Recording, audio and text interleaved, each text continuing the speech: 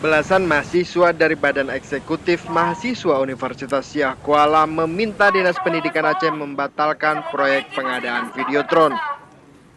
Dalam unjuk rasa di kantor Dinas Pendidikan Aceh, mahasiswa menilai Videotron tidak bermanfaat bagi dunia pendidikan Aceh yang saat ini sangat memprihatinkan. Menurut mahasiswa, Videotron belum menjadi kebutuhan bagi dunia pendidikan di Aceh, apalagi saat ini kondisi pendidikan Aceh masih terpuruk.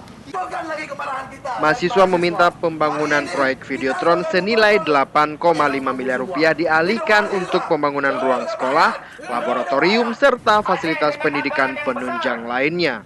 12 triliun, tapi kondisi pendidikan hari ini sangat memprihatinkan.